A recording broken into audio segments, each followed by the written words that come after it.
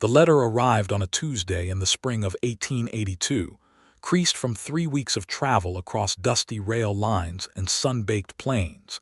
And when Mamie Easton pressed it open on the scarred wooden table of her aunt's kitchen in Abilene, Kansas, she had no idea that the man who had written it had already been describing her for 2 years without ever knowing her name. She had come to Abilene after her parents died of fever the previous autumn, both of them taken within a week of each other, leaving Mamie at 22 years old with a small trunk of belongings, a silver locket that had belonged to her mother, and the address of an aunt she had not seen since childhood. Abilene in 1882 was not the wild, roaring cattle town it had been a decade earlier, when the Great Kishom Trail had poured thousands of longhorns through its streets, and the saloons never closed and men like Wild Bill Hickok kept a precarious peace with a pistol in each hand. The railroad had moved the cattle trade westward, and Abilene had settled into something resembling a proper town, with a newspaper and 2 churches and a school, and a general store that sold bolts of calico alongside canned goods and harness leather. But it was still the West, still raw at the edges, and the wind that swept down from the north in early spring carried with it the smell of open grassland that seemed to go on forever. Mamie's aunt, Clara Whitfield, was a practical woman of 50 who had been widowed 7 years prior and had since managed a boarding house on the east side of town with the firm efficiency of a woman who had learned that sentiment was a luxury. She was not unkind, but she was direct, and within a week of Mamie's arrival she had put her to work helping with the boarders' meals and laundry, and within a month she had handed her the letter.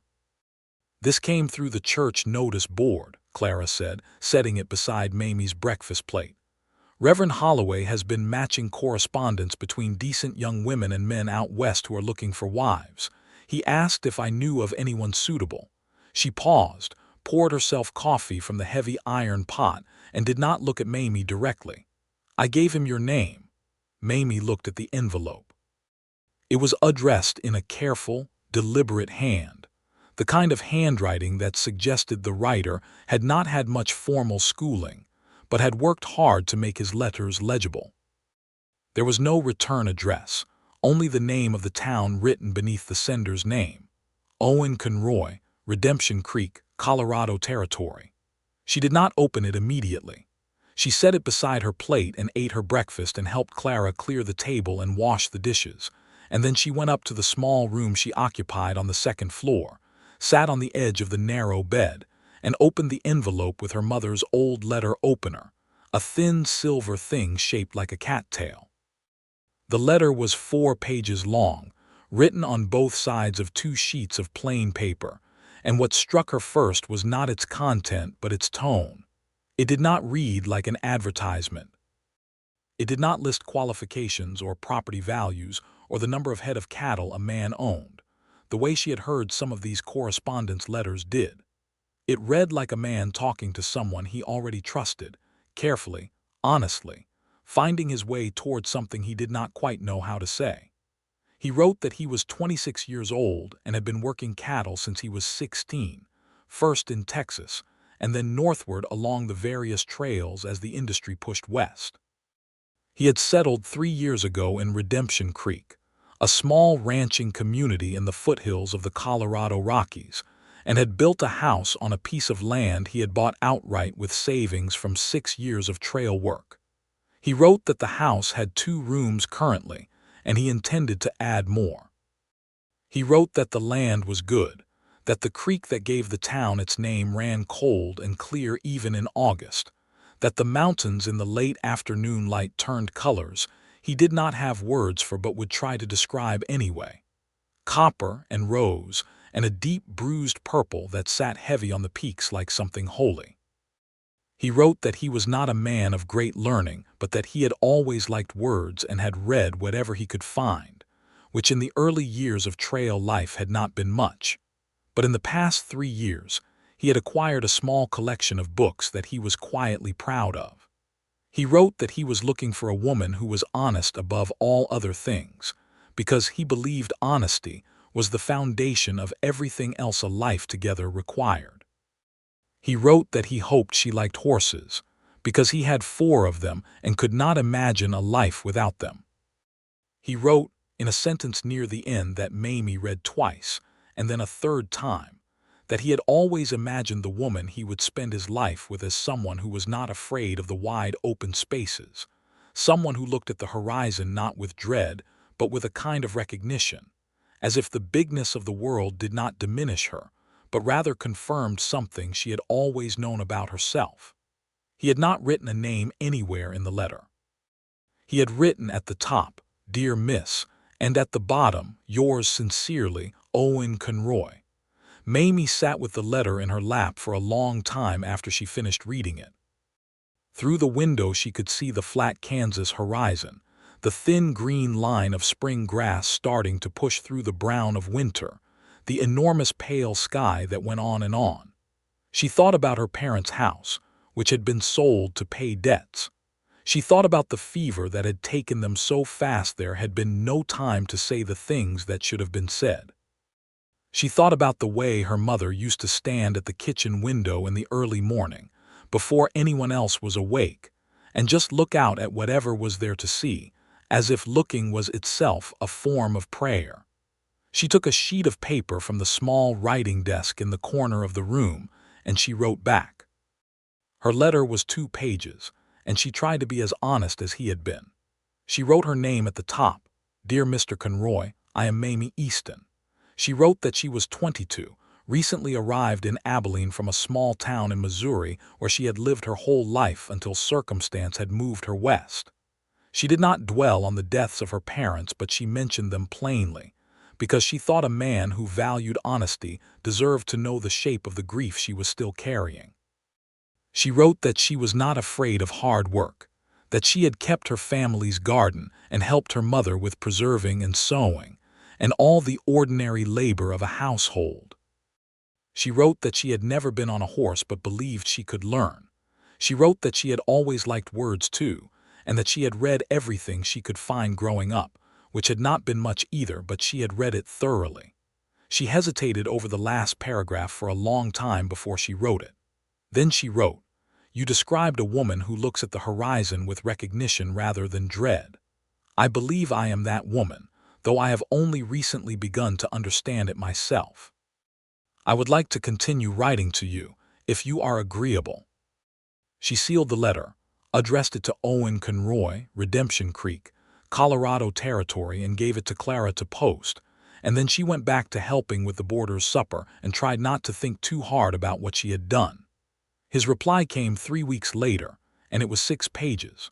Over the following 4 months, they wrote to each other with the steady rhythm of 2 people who have found, unexpectedly, that they can say things to each other that they cannot say to anyone else.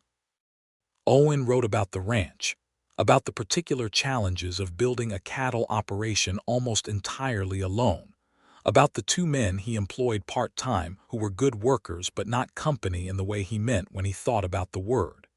He wrote about the mountains with a reverence that moved Mamie each time she read his descriptions, because it was clear he was not writing to impress her, but because the mountains genuinely moved him, and he did not know how to keep that to himself. He wrote about books he had read, about a battered copy of David Copperfield he had found in a trading post outside of Pueblo and carried in his saddlebag for 6 months before he had time to read it, and about how it had made him feel, which he described with a kind of cautious self-consciousness that she found completely endearing. Mamie wrote about Abilene, about the boarders who came and went, and the small dramas of the household, about the way Clara had begun to look at her with something warmer than efficiency, as if she was starting to be glad Mamie was there. She wrote about her mother's locket and what it contained, a small lock of hair from a baby brother who had not survived his first winter, and she was not sure why she told him that, except that it felt important, felt like something true about her that she wanted him to know. She wrote about the horizon, about how she had begun to understand what he meant, how some mornings she stood at the back door of the boarding house before the rest of the house woke up and looked west and felt something pull in her chest that was not quite longing and not quite courage, but something in between. His letters never used her name. Not once in 4 months of correspondence, not in 6 pages or 4 pages or 2. He wrote "Dear Mamie" at the top of each letter after the first, but then he never used it again within the body of the writing. He wrote "she" and "her" and "you." He wrote the way a man writes who is speaking directly to someone whose presence he feels very clearly, but her name never appeared again in the body of the text. She noticed it after the second letter and then again after the third, and by the fourth she thought it might be intentional, though she could not have said why or what it meant. In July, he wrote a letter that was different from the others. It was shorter, only 2 pages, and the handwriting was less careful, as if he had written it quickly, in a state of some feeling he had not quite got under control. He wrote that he had been thinking about the way their letters had gone and about what he wanted his life to look like, and he wrote that he believed, if she was willing, that she should come to Redemption Creek. He wrote that he was not asking her to make a decision about anything permanent before she arrived, that he had spoken to Reverend Holloway through a letter of his own, and understood the way these arrangements typically worked, but that what he wanted to say was that he was not thinking about this as a typical arrangement. He wrote that in 4 months of letters he had come to know her, or believed he had, and that what he knew was enough to make him certain he wanted the chance to know the rest. He wrote in the last paragraph something that she read so many times she eventually memorized it. "I have been describing you in letters to myself for 2 years before I ever wrote to the church notice board. I described a woman who was honest and brave, and who looked at the world with clear eyes, and who would not flinch from the difficulty of a real life. I never knew her name. I would very much like to know what it is like to say it out loud." Mamie sat with that letter for 3 days before she answered. She walked around Abilene and looked at the flat Kansas plains and thought about Colorado mountains turning copper and rose in the late afternoon, and she thought about a man who had described her without knowing her, and she thought about her mother standing at the window in the early morning, looking at whatever was there to see. On the 3rd day she wrote back, "I will come in September if the arrangement suits you. My name, when you say it out loud, is Mamie. I hope it sounds the way you imagined it would." She did not tell Clara until the following week, and when she did, Clara sat down at the kitchen table in the middle of kneading bread dough and looked at her for a long moment without speaking. Then she said, "You have read all his letters." "Every word," Mamie said, "and you believe he is what he says he is." "I believe he is honest," Mamie said. "I think I would know by now if he wasn't." Clara looked at her for another long moment, then turned back to the bread dough. "You look like your mother when you're certain of something," she said. She had the same look, stubborn and calm at the same time. She paused. "I'll help you pack." September came with a dry, golden heat that had not yet broken, and on the 3rd day of the month Mamie Easton stood on the platform of the Abilene train station with her trunk, her small traveling bag, and her mother's silver locket around her neck, and waited for the westbound Union Pacific. Clara had come to see her off, and at the last moment had pressed into her hand a small folded piece of paper on which she had written, in her practical handwriting, several pieces of advice for a woman traveling alone. Mamie had tucked it into her bag and kissed Clara's cheek, and Clara had gripped her hand briefly and said, "Write to me when you arrive," and that had been that. The train ride from Abilene to Pueblo, Colorado, took the better part of 2 days, with a change of trains in Kansas City that involved a 3-hour wait in a station that smelled of coal smoke and bodies, and the particular anxiety of transit. Mamie sat in the women's waiting room and read the book she had brought, a collection of essays by Ralph Waldo Emerson that she had borrowed from the boarding house shelf, and tried not to think too hard about where she was going and whether she was doing the right thing. She had enough money for the journey and a small amount beyond it, savings from the wages Clara had paid her for the summer's work, and she had her trunk and her bag and her locket, and she had 4 months of letters from a man who wrote about mountain light with a reverence that moved her in places she had not expected to be moved. The train into Colorado was different from the Kansas flatland train. The landscape shifted slowly and then all at once, the plains rising and folding and breaking into the spectacular geology of the foothills, red rock formations appearing beside the track, the air thinning and becoming something new, something that tasted of pine and cold water and altitude. Mamie pressed her face toward the window as the mountains appeared on the western horizon, and felt the thing in her chest that was not quite longing and not quite courage and not quite joy, but was all three of them at once. And she thought, there it is. There is the horizon I have been looking at all this time. Pueblo was the end of the main line, and from there she would take a stagecoach north and west to Redemption Creek, a journey of roughly 8 hours across mountain roads that the other passengers on the train, 2 older men in business suits and a woman with a young daughter, all agreed was not for the faint of heart. Mamie thanked them for the information and helped the woman with her daughter's bag when they disembarked, and then went to find the stagecoach office. The stage left at dawn the following morning, which meant a night at the Pueblo Hotel, a 2-story wooden building on the main street that was clean and adequate and slightly noisy from the saloon next door. Mamie ate supper in the hotel dining room, a plate of roast beef and potatoes that was better than she had expected, and then went to her room and sat at the small writing desk and wrote Owen a brief letter saying she had arrived in Pueblo and would be on the morning stage.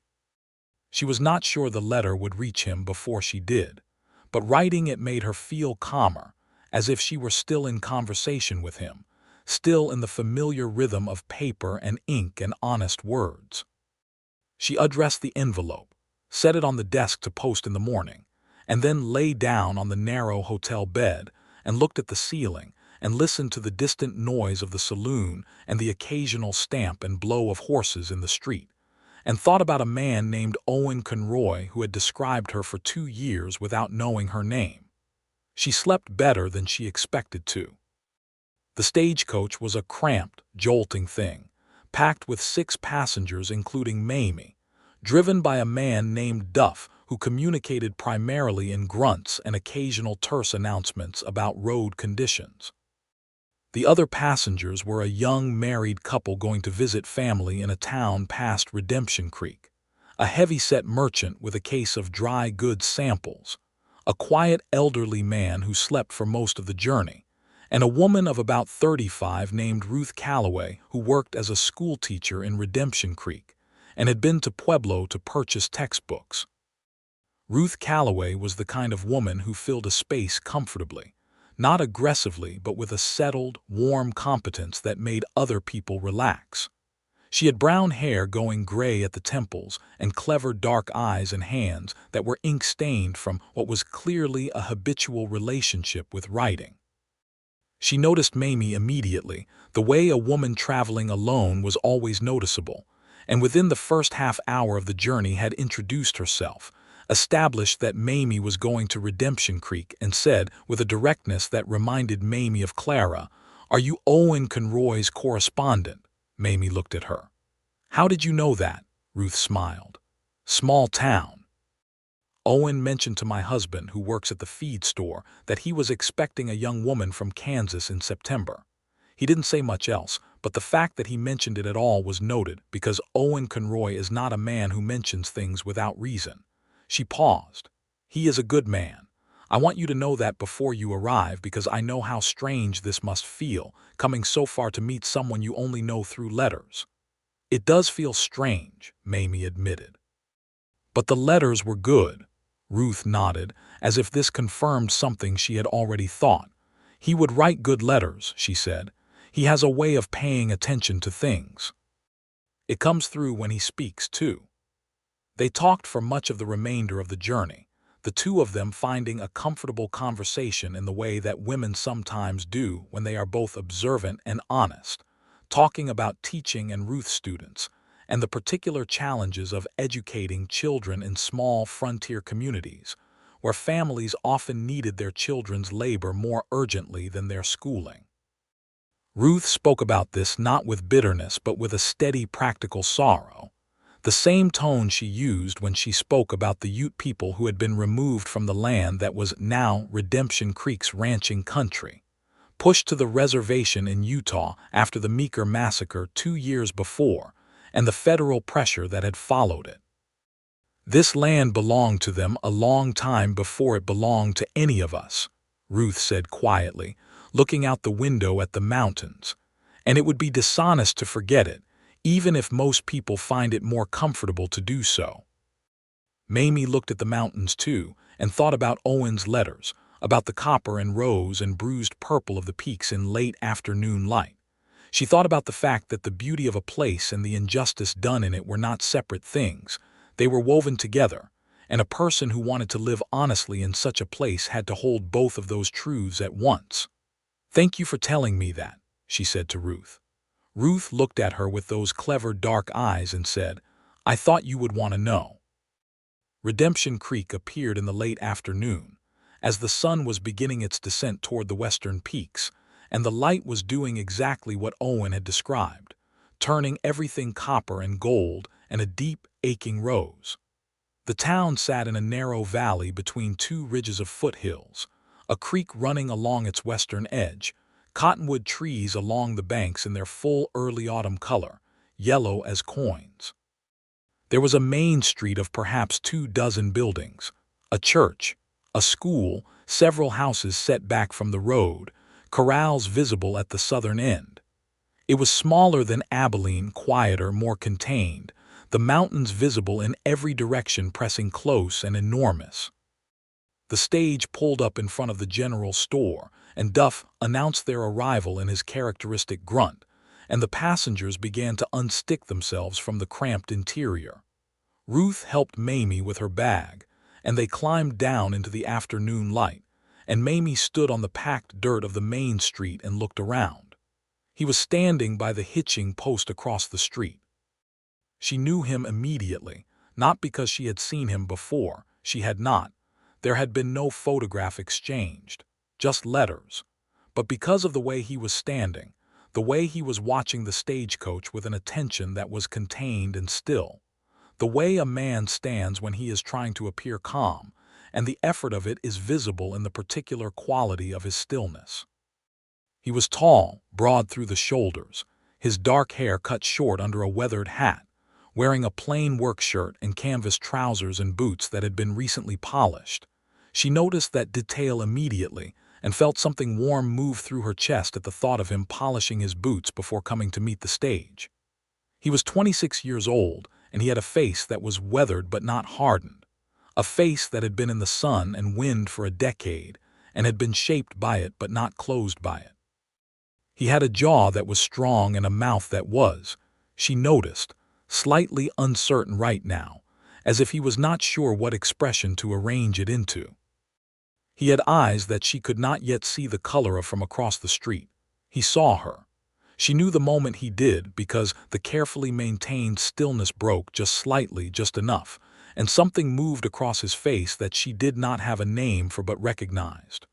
Ruth Calloway beside her said quietly, "That is Owen Conroy," as if Mamie had not already known. He crossed the street toward her, not quickly, not slowly, with the deliberate stride of a man who is keeping himself at a careful pace, and when he was close enough she could see that his eyes were gray, a deep, clear gray like the creek in shadow, and they were looking at her with an attention that was not intrusive but was very complete. He stopped a few feet away. He took off his hat. "Miss Easton," he said. His voice was lower than she had imagined it, with a trace of Texas still in it, warm and unhurried. "Mr. Conroy," she said. They looked at each other for a moment that lasted both a very short time and also a considerable one, and then he said, quietly, carefully, as if he had been holding the word in his mouth for a long time, "Mamie." And the way he said it, with that particular quality, as if he had been describing it to himself, and was now discovering that the reality of it was better than the description, made her breath catch in her chest in a way she had not anticipated. "Yes," she said, which was not the most eloquent response she could have managed but was the most honest. The corner of his mouth moved, not quite a smile but the beginning of one. "I'm glad you came," he said. "So am I," she said. Ruth had arranged for Mamie to stay in the spare room of her and her husband's house, which was the practical and proper arrangement for an unmarried woman newly arrived in a small town. The Calloway house was comfortable and warm, with the particular organized warmth of a household where two people genuinely liked each other and their life together. Books on every available surface, and a tabby cat named Professor, who regarded Mamie with judicial skepticism before eventually conceding to be stroked. Ruth's husband, George Calloway, was a broad, good-natured man who ran the feed store and seemed to regard his wife with the steady, unself-conscious adoration of a man who has been happily married for 15 years and intends to remain so. Mamie liked them both almost immediately and felt, settling into the small spare room with its quilted bed and its window overlooking the cottonwoods, that she had arrived somewhere she might be able to call a part of the world she belonged to. Owen came to call the following morning, as planned. He arrived at the front door of the Calloway house at 9 o'clock with his hat in his hand and a look of carefully contained anticipation, and Ruth showed him into the front parlor where Mamie was already sitting, and then made a tactful and deliberate exit to the back of the house, pulling the parlor door to behind her in a way that was proper but not stifling. Mamie and Owen sat across from each other in the Calloway's comfortable parlor chairs and looked at each other, and then, simultaneously, both laughed, which broke the strange, careful tension of the moment into something easier and more natural. "This is different," Owen said, "from a letter." "Very different," Mamie agreed. "I keep wanting to wait 3 weeks for your response." He laughed again, and the laugh was good, open and unguarded, and it changed his face completely, made it younger and warmer, and Mamie thought she could probably spend a considerable amount of time trying to make him laugh and not regret it. They talked for 2 hours that first morning, carefully at first and then with increasing ease, finding that the voices matched the letters, that the rhythm of their conversation was not so different from the rhythm of their correspondence. He told her about the ranch, about the 2 hands he employed, a man named Dalt Ferris who had been with him since the beginning and who was, according to Owen, the best horse handler he had ever seen, and a younger man named Thomas who was learning.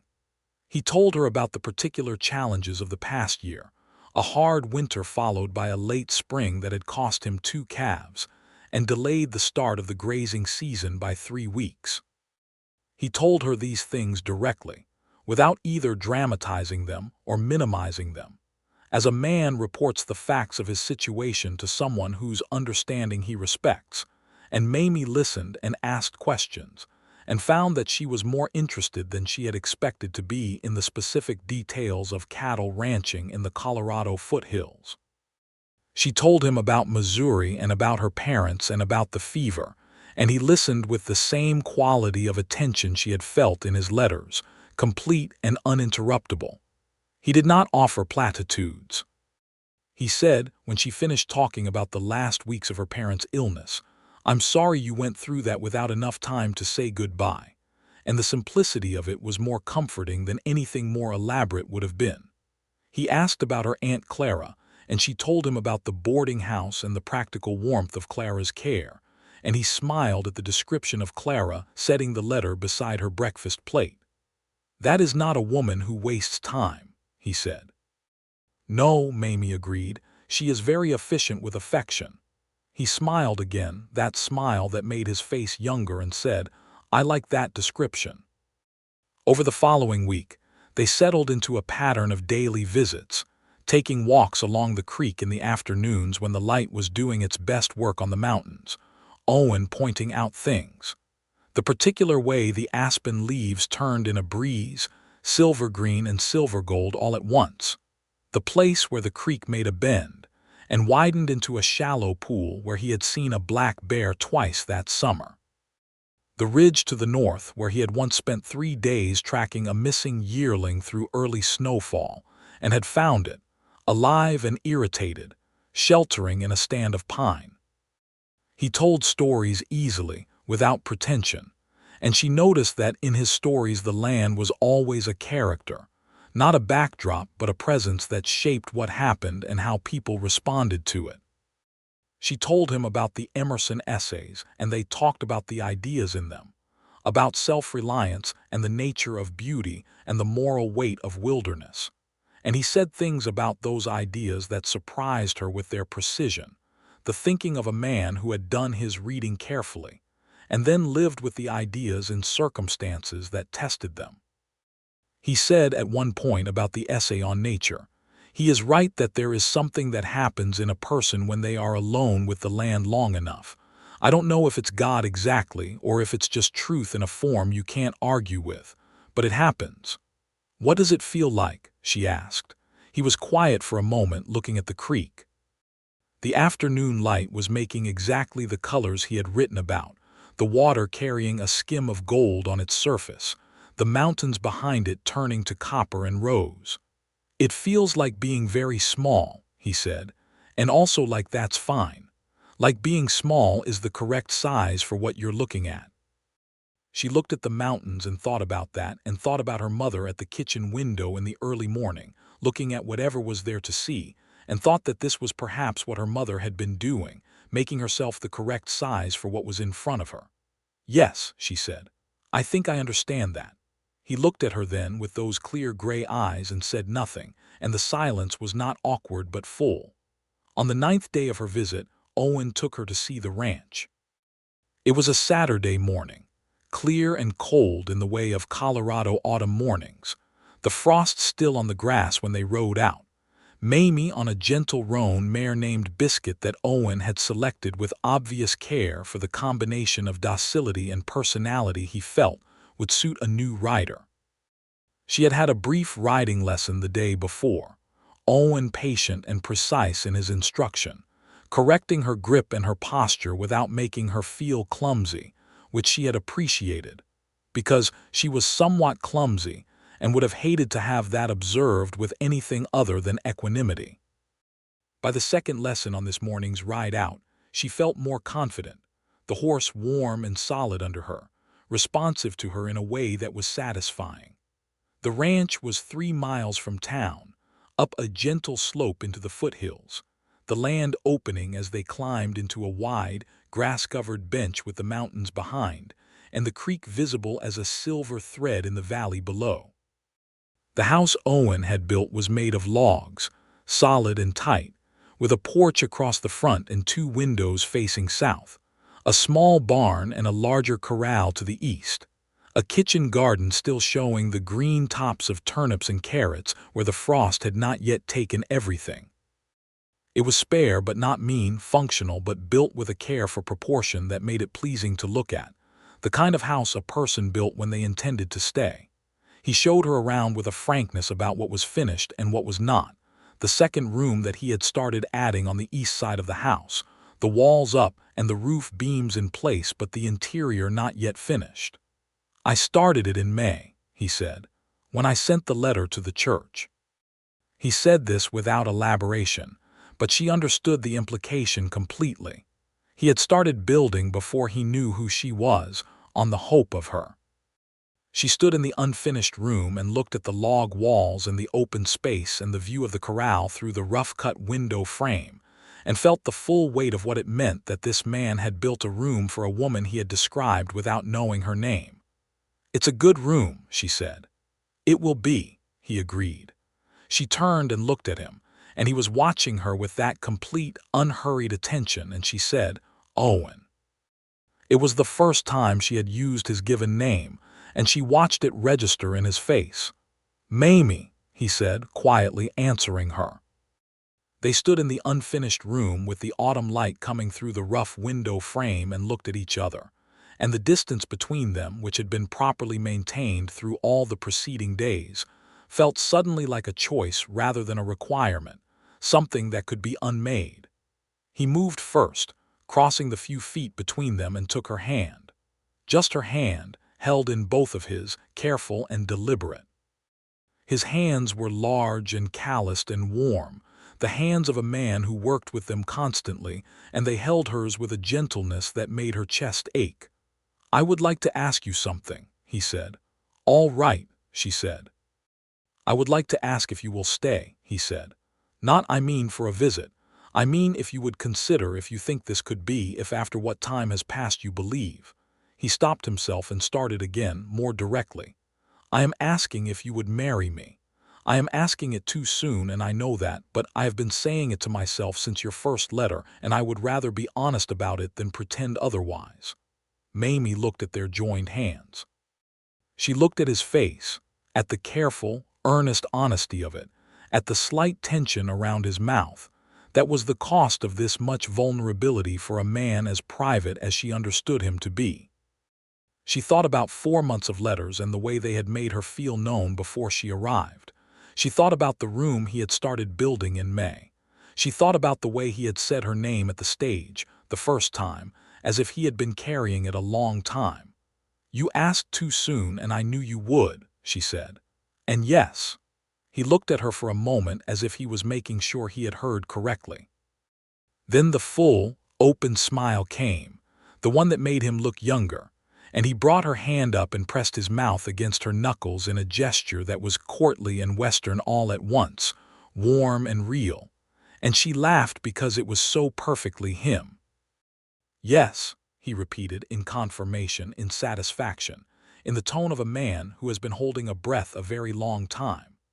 "Yes," she agreed. They were married in November, in the Redemption Creek Church on a Saturday morning, with the first real snow of the season falling softly outside the windows, and the mountains invisible behind low gray clouds that made the world feel close and intimate. Ruth Calloway had helped Mamie make over her best dress, a deep blue wool, with new lace at the collar and cuffs that they had ordered from the catalog in Pueblo, and had braided her hair in the early morning with the patient, skilled fingers of a woman who had been doing her students' hair for years when they arrived at school with it in chaos. Mamie wore her mother's silver locket at her throat and carried a small bundle of dried wildflowers that Dalt Ferris, Owen's head hand, had somehow produced from somewhere and presented to her at the church door with a gravity that suggested he had thought about it seriously and considered it part of his professional responsibility. The ceremony was brief and plain, conducted by Reverend Morrow, a dry, precise man who officiated with the efficient professionalism of someone who had married a great many frontier couples and respected the practical reality of the occasion. Owen stood beside Mamie at the altar in the only suit he owned, which fitted him adequately, with his hair combed and his face freshly shaved. And when Reverend Morrow asked if Owen Conroy would take this woman, Owen turned and looked at Mamie with those clear gray eyes and said, "I will," in a voice that was very steady and very certain. And Mamie felt the thing in her chest that was not quite joy and not quite homecoming, but was both of them layered one on top of the other. When it was her turn, she said, "I will," and meant it completely. The reception was held in the Calloway house, which was too small for the number of people who came, but managed anyway with the door open to the porch despite the cold, and the table groaning under contributions from what seemed like every household in Redemption Creek. George Calloway produced a fiddle and played reels with 2 other men for the better part of 3 hours. Owen danced, which surprised Mamie, not gracefully but with an honest effort and a good rhythm, and when he danced with her, he kept his hand at the small of her back with a warmth that was steadying and possessive and entirely welcome. At one point in the evening, standing together near the window with cups of warm cider, Owen said quietly, close to her ear, "I have been trying to remember every letter I wrote, thinking about the things I said, wondering if I described you correctly." She turned to look at him. "And did you?" He considered this with the seriousness it deserved. "Better than I thought," he said, "and not well enough. The letters were missing what it is like to actually be next to you. I couldn't describe that without having experienced it." "No," she agreed, "that would have been difficult from a distance." He smiled. "I should have included a postscript. Also, she laughs in a way that is inconvenient if you are trying to maintain your composure." She laughed, proving his point, and he watched her with the look she had come to identify as his most honest expression, the one he wore when he was feeling something considerable and was not bothering to conceal it. The first winter of their marriage was hard in the practical way of all Colorado winters, the snow coming serious and sustained in December, the temperature dropping to conditions that required the constant attention of both of them to the livestock and the woodpile and the careful management of their provisions. Owen had prepared well, the barn stocked and the house insulated, and the root cellar full of the summer's garden put up in jars that Mamie had done in September and October with a thoroughness she was proud of, learning the particular techniques of high-altitude preservation from Ruth, and from a woman named Harriet Denson, who had been homesteading in the valley for 12 years, and knew everything there was to know about keeping food through a Colorado winter. But the practicalities of winter had their own compensations. The long evenings, which would have been isolating in bad circumstances, were not. They read to each other, taking turns with the books on the shelf Owen had been quietly collecting. Dickens and a worn copy of Jane Eyre that had belonged to a previous owner of the land, and which Mamie claimed as her particular favorite. A history of the American West that Owen had opinions about, some of them sharp, regarding the accuracy of what histories chose to include and what they chose to overlook. They played cards with a seriousness of purpose that occasionally became competitive in a way both of them found entertaining. They talked in the particular way of two people who are discovering each other in the unguarded hours of real shared life, the conversations that letters cannot have because they require the exact inflection of voice, the pause, the look across a lamplit room. Mamie found that the man she had known in letters was recognizably the man she now lived with, which was its own daily reassurance, but that the lived version was more complicated and more interesting than even the letters had suggested. He was quieter on some days than others, and she learned to read the difference between the quiet of contentment and the quiet of something working in him that needed space, and to respond to each accordingly. He was funny in a dry, understated way that took her by surprise regularly, the humor appearing without announcement in the middle of entirely ordinary sentences. He was also, she discovered, a person of strong feelings about things he cared about, capable of a quiet, controlled intensity on the subjects that mattered to him. The land, the horses, the welfare of the people who worked for him, what she would come to think of as his personal code of conduct, which was not articulated as a code but was evident in everything he did. One January evening, during a blizzard that had confined them to the house for 2 days, they were sitting on either side of the fire with their books when Owen set his book down and said, without particular preamble, "I want to tell you something I have been thinking about." Mamie set her own book down. "All right." "The letters," he said, "the ones before I wrote to the church notice board, the ones I wrote to myself, the ones I described you in before I knew who you were." She looked at him carefully. "Yes, I should probably tell you that I actually wrote them," he said. "Not figuratively, I wrote them physically. There are 27 of them in a box under the bed, and I have been thinking since November whether to show them to you." She was quiet for a moment. 27 letters, she said. "Over 2 years," he said. I know it sounds strange. It felt necessary at the time. I was thinking about things, about what I wanted my life to be, about the kind of person I hoped would share it, and writing was the way I thought through things." He paused. "The descriptions are not always specific. Some of them are very general, but some of them, looking back after knowing you, are more accurate than I could have planned." "I want to read them," she said. He got up and went into the bedroom and came back with a wooden box, plain and tight-jointed, the kind of box a careful man makes to keep things he intends to keep, and set it on the table between them. She opened it. The letters were tied in a bundle with a piece of twine, folded uniformly, in that careful, deliberate handwriting she now knew so well. She untied the twine and took the first one and opened it. "Dear woman," it began. She read it by firelight, and then the next, and then the next. He sat across from her and did not speak, reading his own book or appearing to, and she was aware of him not looking at her while she read in the way that was itself a form of attention. The letters were remarkable. They were not love letters in any conventional sense. They were more like thinking done on paper, the careful construction of a life in the person who might inhabit it alongside him. But they were also undeniably a portrait of her. Not literally, not in any way that could have predicted the specific details of who Mamie Easton was, but in the essential qualities. The honesty, the clear-eyed courage, the willingness to look at the hard things without flinching, the humor, the tenderness. He had described someone who was not afraid of the bigness of the world and not diminished by it. He had described, she thought, reading letter after letter in the flickering winter firelight, someone who looked at the horizon with recognition. When she had read the last one, she sat with the bundle in her lap and looked at her husband across the fire. "Owen," she said. "Yes," he said, still appearing to read his book. "You described me." He put the book down and looked at her. "I know. In every letter," she said, "without ever knowing my name." "Yes," he said.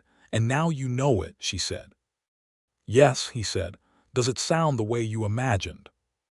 He looked at her for a long moment, the firelight on his face, the blizzard moving past the shuttered windows, the whole world contracted to this room and this fire and this. "Better," he said. "Mamie, it sounds better." She crossed the room and sat beside him on the bench near the fire, and he put his arm around her without any ceremony, the way a person does who has found their place and is at peace in it. And they sat in the warmth and the snow-muffled quiet, and the letters were in her lap, and his arm was warm around her shoulders, and she thought, "There it is. There is the life I was looking at from all those different windows." Spring came to Redemption Creek with its usual drama, the snow receding unevenly from the south-facing slopes first, brown grass appearing in patches like something coming back to life with reluctance, the creek running high and turbulent with snowmelt, the horses restless in the corral. Owen and Dalt and young Thomas were working long hours with the beginning of calving season, and Mamie found herself involved in the daily work of the ranch in ways she had not fully anticipated, but which suited her better than she had expected. She was not afraid of the barn or the blood and mess of difficult births. She was not squeamish about hard physical work. She had a good instinct with the cattle, a quality that Owen observed without commenting on directly but which she noticed him noticing, and which Dalt Ferris, who communicated his opinions through a complex vocabulary of brief statements and significant looks, acknowledged one afternoon by saying simply, "You've got a feel for it," which from Dalt was approximately equivalent to a standing ovation. She had also, through the winter, become genuinely part of the life of the town. Ruth was her closest friend, as she had somehow been since that first stagecoach journey, but she had also found a place in the network of women's lives that were the actual daily fabric of Redemption Creek's existence. Harriet Denson and her daughter, old Mrs. Pratt, who had been in the valley since before anyone else, and whose opinions were expressed with a Victorian finality that brooked no argument. Young Carrie Wheeler, who had just married the blacksmith, and was navigating her first year of marriage with a wide-eyed pragmatism that Mamie found both amusing and touching.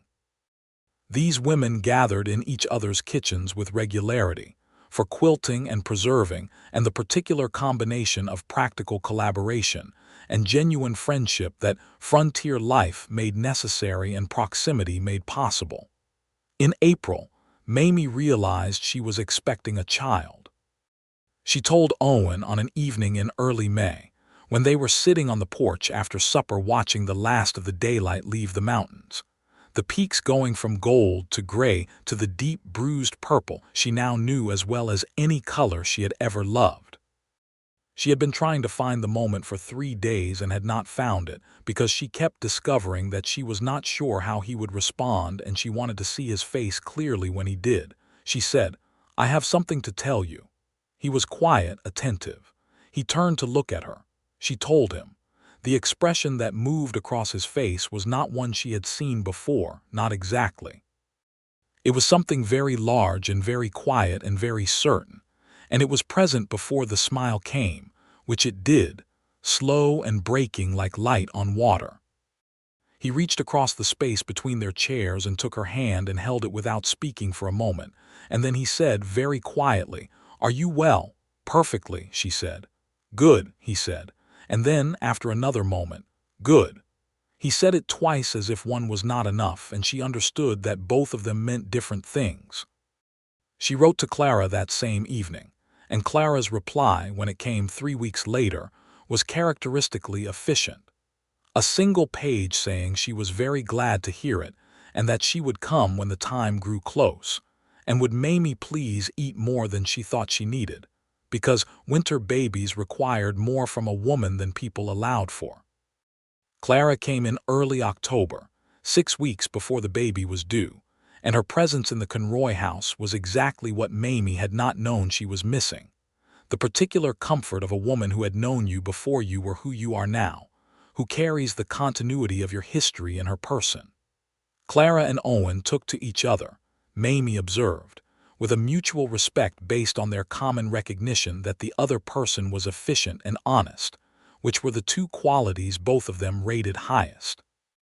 Clara called him Mr. Conroy for a week and then Owen without transition, and he called her Miss Whitfield, and she did not correct him, which Mamie understood meant she liked it. The child came in mid-November, almost exactly a year after the wedding, and was a boy. Owen was present for the birth, in the tradition of frontier husbands who did not have the luxury of being elsewhere, and he was, Mamie observed through the considerable difficulty of the occasion, precisely what she had needed him to be: steady and capable and not at all squeamish, doing exactly what Clara and the midwife, a small competent woman named Mrs. Adler, asked him to do without question or delay. When it was over and Mrs. Adler placed the baby in Mamie's arms, Owen sat on the edge of the bed and looked at his son with the expression she had seen on his face the evening she told him, large and quiet and very certain. "Hello," he said to the baby, in a voice that was so gentle it rearranged something in Mamie's chest permanently. They named the boy James after Owen's father, with the middle name Robert after Mamie's. James Owen Conroy arrived in the world with a great deal of dark hair and the affronted expression of someone who had not been consulted about the arrangement, and within a week had achieved an understanding of the household that seemed to involve directing its operations through the simple mechanism of making his preferences known loudly and at volume. Clara stayed through December and into January, helping with the newborn's demands with the calm, systematic efficiency she brought to everything. And in this period, Mamie saw the part of her aunt that was not efficient but was simply loving. The way she held James in the early mornings when Mamie needed an extra hour of sleep, singing to him in a low-voiced songs that Mamie recognized from childhood, the songs her mother had sung. She told Clara this one morning, and Clara paused in her rocking and said, without quite looking at her, "Your mother taught me those. She had a better voice than I do." And that was all she said about it, but it was enough. When Clara left in late January, hugged by Mamie on the porch in the cold morning air with the mountains white and close, she pressed Mamie's hands in hers and said, "You have made a good life here." "We are making it," Mamie said. Clara looked over her shoulder to where Owen was loading her trunk onto the wagon that would take her to the stage. "He is exactly what his letters said he was," she said. "Yes," Mamie agreed. "That is the best thing that can be said about a person," Clara said. "Most people are better in letters than in life. He is not." She squeezed Mamie's hands. "Keep writing to me." "Always," Mamie said. The second year of their marriage was, in many ways, the year in which they became most fully themselves with each other. The first year had been the year of discovery, the astonishing daily revelation of two people learning each other in all the ordinary intimacy of shared life. The second year was something different, the beginning of the architecture of a life that was built to last, each day adding a stone, the structure becoming more solid and more particular, more theirs. Owen finished the east room of the house in the spring, when James was old enough to be set in a basket in the shade of the porch and not require someone's constant attention, and Mamie helped with the interior work, plastering the log walls with a mud mixture Owen had learned from Harriet Denson's husband, a process that was satisfying in the physical way of all craft work done with competence. The room became their bedroom, the original room becoming both sitting room and kitchen, and when it was finished they stood in the doorway and looked at it together, the afternoon light through the south window warm on the whitened walls. "You started building this room before you knew my name," Mamie said. "I did," Owen said. "I like that," she said. He looked at her. "I know." She turned to look at him. "Do you know everything I'm thinking?" "No," he said honestly, "but I know that one." He paused. "You have a particular expression when something about the way this started makes you happy. Your chin does a thing." "My chin does not do a thing." "It does," he said entirely seriously. "A small, definite thing. I noticed it in the letters too, when you wrote something that was making you glad and you didn't say so directly." She looked at him. "You noticed my chin in the letters." "Not your chin specifically," he conceded. "But the same quality, the gladness that doesn't announce itself." He paused. "You can read a person in the way they write if you pay attention. I have been paying attention to you for a long time." She stepped closer to him in the new room with its smooth white walls and its south-facing light. "Show me what else you noticed," she said. He looked at her with those clear gray eyes and smiled and did. The summer of 1883 brought to Redemption Creek a conflict that had been developing for some time beneath the surface of daily life, the way these conflicts always developed in small Western communities, slowly and then all at once. A large cattle operation called the Cassidy Brothers Land and Cattle Company, based in Denver, had been buying up homestead claims to the east of the valley and now wanted access to the creek for their summer grazing, which would require moving the smaller ranchers, including Owen, off the creek access that their operations depended on. The Cassidy brothers had lawyers and money, and the particular confidence of men who operated at a scale that made individual families feel like an inconvenience to be resolved. Owen had gone to 2 meetings at the church about it before he told Mamie the full extent of what was being proposed, which she noticed and called him on one evening when James was asleep and they were alone on the porch. "You have been managing the amount of this, you tell me," she said. He was quiet for a moment. "Yes," he admitted. "Why?" He looked at the mountains in the last of the evening light.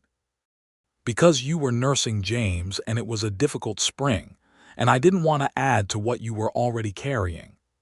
"Owen," she said, with the particular firmness she had developed for the specific purpose of his occasional and well-intentioned tendency to protect her from information. "What is the full extent of it?" he told her. The full extent of it was that the Cassidy operation wanted not just creek access but ultimately the bench land itself, the good grazing land, and was prepared to use legal pressure, and if necessary financial pressure to get it. Owen had a valid land title and his claim was solid, but titles and claims did not always protect against enough money and enough lawyers, and the smaller ranchers of Redemption Creek were a collection of individual operations without the resources to fight a coordinated legal campaign. "All right," Mamie said, when he had finished. "Then we fight it together, and we organize the other families the same way." Looked at her. "You have a plan." "I have the beginning of a plan," she said. "Ruth's husband knows everyone and Ruth knows how to organize people. Harriet Denson's husband was a lawyer before he came west, and you write the clearest letters of anyone I have ever read." She paused. "You have been describing what you want to protect in letters for 2 years before I arrived. Write the letters. I will help you." Owen looked at her for a long moment with the expression that was large and quiet and very certain. "You are remarkable," he said. "I am practical," she corrected. "Write the letters." He wrote the letters. With Mamie's help on the phrasing and Ruth's help with distribution and Harriet Denson's husband's help on the legal arguments, they put together a case for the collective creek rights of the Redemption Creek ranching families that was forwarded to a land rights advocate in Denver, and then to a territorial court that, 3 months later, upheld the existing homestead claims and denied the Cassidy brothers' application for creek access rights. It was not a dramatic victory. There were no guns and no showdowns, only paper and argument and the slow machinery of territorial law, but it was a real one and it held.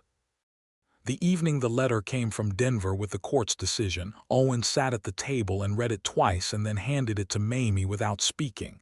She read it and set it down and looked at him. "Good," she said. "Yes," he said. "Your letters were clear," she said. "You helped." "A little," she allowed. He smiled. "More than a little."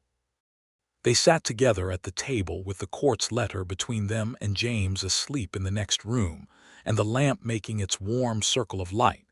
And outside the mountains were doing their evening work. And Mamie thought about the woman in those 27 letters in the wooden box under the bed, the woman described without a name, and thought that this was exactly the life that woman had been moving toward. The years moved with the particular quality of years in a place you have chosen and made your own, each one adding to the complexity and the depth of what was there, without subtracting from the basic joy of it. Owen expanded the ranch operation steadily, adding cattle and 2 more ranch hands by 1885, building a proper bunkhouse and extending the barn. The house grew with them.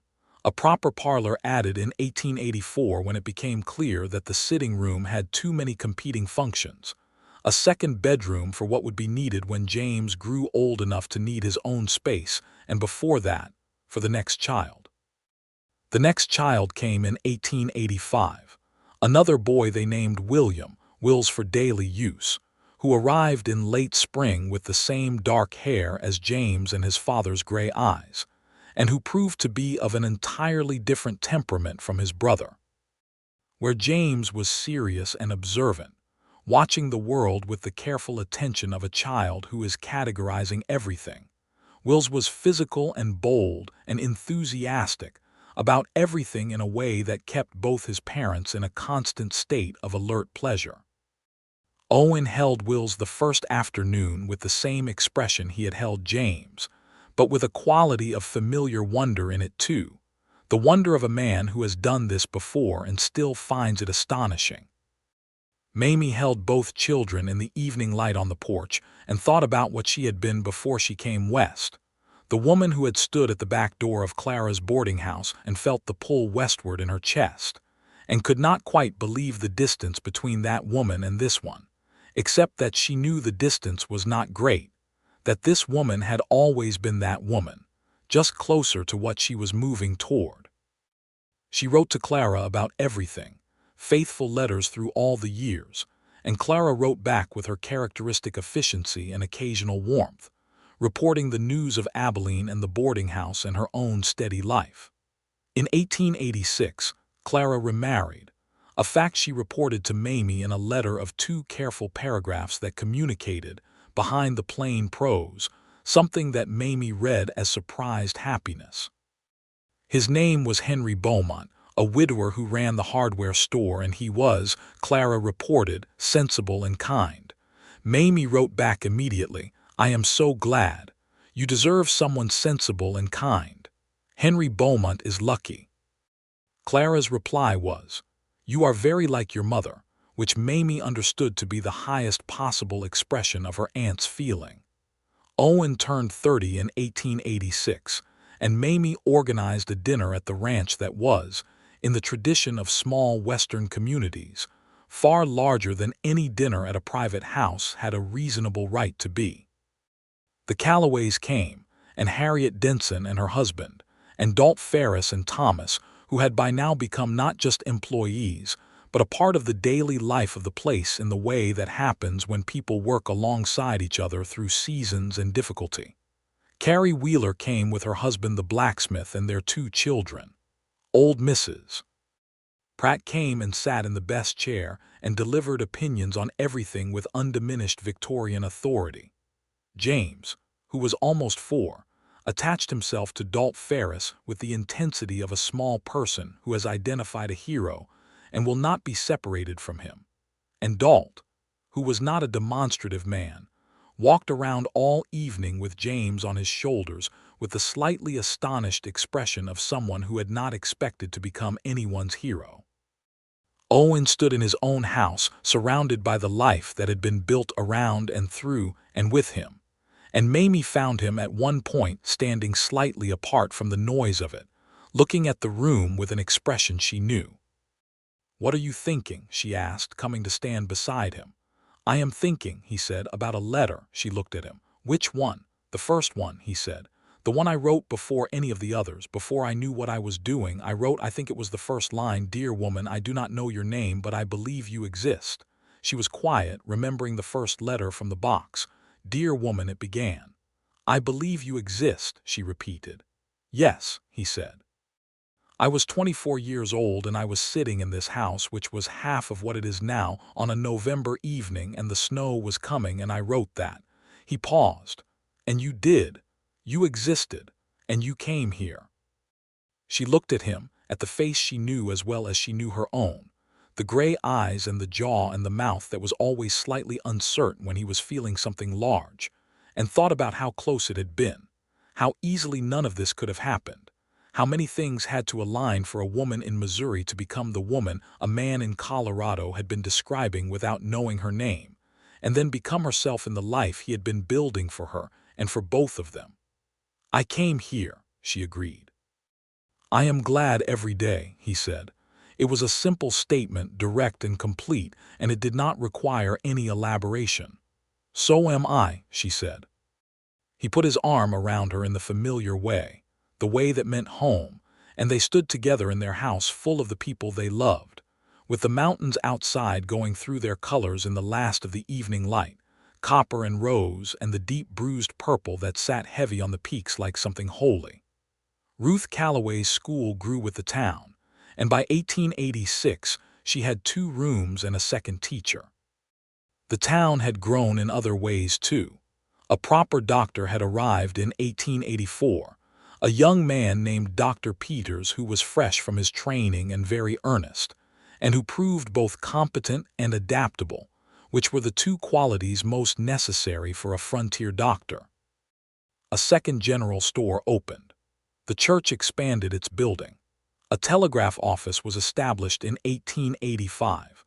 Connecting Redemption Creek to the wider world through the thin wire of the line that had been strung through the mountain pass the previous year, and the arrival of the telegraph had been treated by the town as an occasion of genuine celebration, because the sense of isolation that these mountain communities lived with was real, and the connection mattered.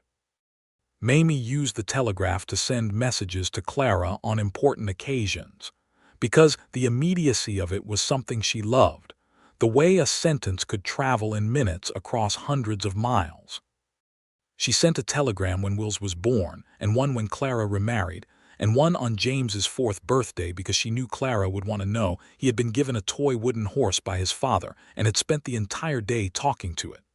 Clara's replies were brief and telegraphic in the literal sense, each word chosen with the economy of someone who understood that words cost money, but they were warm in their compression.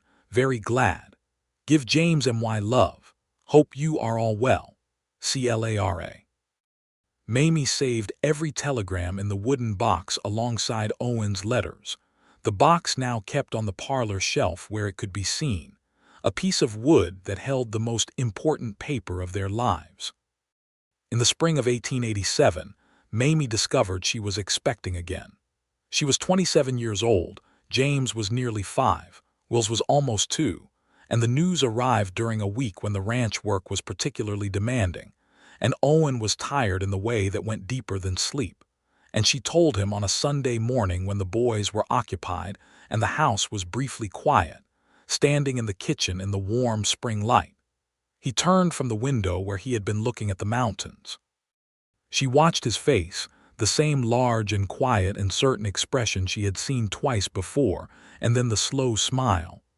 "Are you well?" he asked. It was always his first question. "Perfectly," she said. It was always her answer. He came across the kitchen and took her face in his hands and looked at her for a long moment with those clear gray eyes. "Mamie," he said, just her name, with all the weight of what they had built in it. "Owen," she answered. He kissed her forehead, then her cheek, then her mouth, gentle and thorough, and she felt the full warmth of what they were to each other settle through her like afternoon light through south-facing windows, and thought that if she could hold any moment of her life in amber it might be this one, in this kitchen, in the smell of wood smoke and pine and spring grass, with this man's hands warm on her face and the mountains visible beyond the window doing their ancient, indifferent, beautiful work.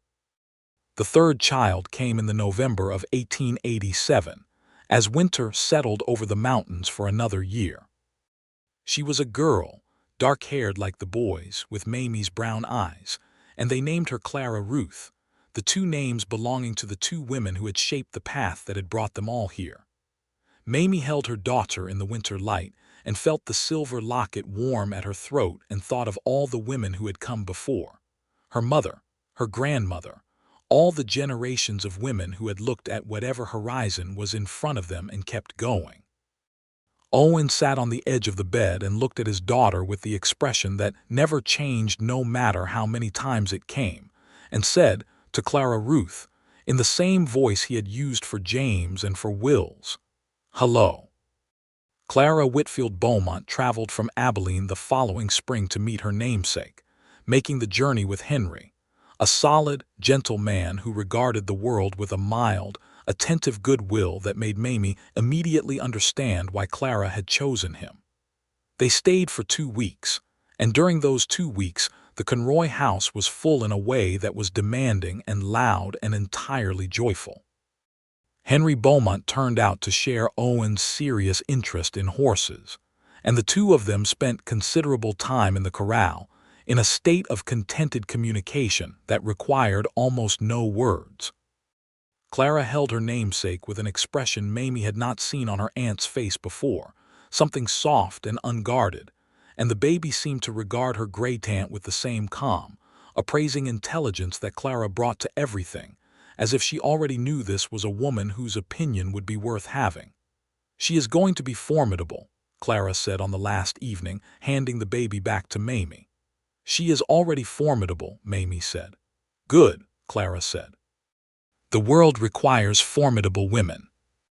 On the morning Clara and Henry left, there was a repetition of the leave-taking from 6 years before, but different now. Not a young woman on a platform with a trunk and a locket and an uncertain future, but a woman of 27 standing in front of her own house with 3 children and a husband and a life made entirely to her measure. Clara held her for a moment longer than usual when they embraced, and said, quietly, so only Mamie could hear, "Your mother would be so proud of you." Mamie tightened her grip. "I know," she said. "I carry her with me." "I know you do," Clara said. "She is very visible." She watched the wagon carry Clara and Henry down the road toward the stage stop, and stood in the morning air with the mountains around her and her daughter in her arms and the boys racing around the corral under Dalt Ferris's benevolent supervision, and Owen standing beside her with his hand warm and steady at the small of her back. "All right," he said. "More than all right," she said. He turned to look at her, and she turned to look at him, and between them was everything. The letters and the months and the winter evenings and the calving seasons and the court victory and the births and the dinner and the years, all of it layered and present, the full thickness of a life together. "I have been thinking," he said, in the conversational tone he used when something was not casual at all. "Yes," she said. "I have been thinking about the 27th letter," he said. "The last one I wrote before I sent the one to the church. Do you remember how it ends?" she thought. She had read all 27 letters in the firelight of the blizzard winter and had read several of them many times since. "You wrote," she said slowly, "that you did not know if she would come from near or far, or if she had brown eyes or blue, or if she had ever seen mountains. You wrote that you did not know her name and could not describe her face.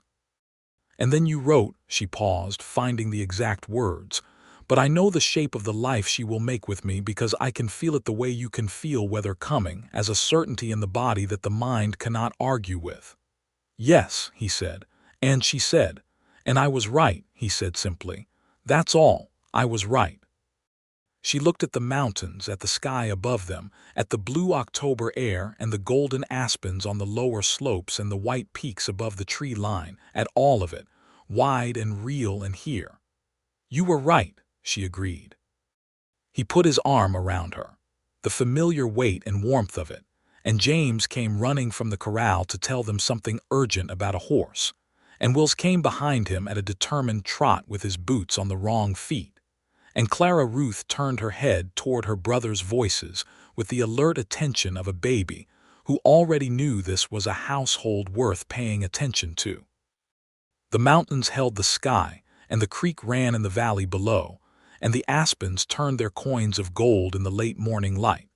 And the life that Owen Conroy had described without knowing her name was fully made, complete and real and theirs, shaped by the particular woman who had recognized herself in his letters and come west to become the person he had always been writing toward. That evening, after the children were asleep and the house was quiet, Owen went to the parlor shelf and took down the wooden box. He carried it to the table and set it between them and opened it. He took out the 27 letters and the telegrams from Clara and the letters Mamie had kept from the original correspondence, the first letter he had ever sent and the first letter she had sent back, all of it together in the box that had been made to keep what was important. He found the letter at the bottom of the pile, the first one, and unfolded it and read in his low, unhurried voice, "Dear woman, I do not know your name, but I believe you exist." He stopped there and looked at her. "Mamie," he said. "Owen," she answered. He folded the letter again and returned it to the box and closed the lid and set it back on the shelf where it belonged, keeping the record of everything, the full account of how two people had found each other through the particular miracle of honest words, across the distance and the years and the wide open country between who they had been and who they were now. The night came down over the mountains soft and cold and full of stars, and inside the Conroy house the lamp burned with its steady light, and outside the creek ran clear in the darkness toward whatever was below, and the life that had been made there went on, solid and warm and certain, the way a life does when it is built by two people who were honest with each other from the beginning and never stopped being so, who had found each other in words before they found each other in the world and had known, both of them, from the first real moment, that the distance between the woman described and the woman arrived was no distance at all. It was and had always been Mamie, and he had always known how to say her name,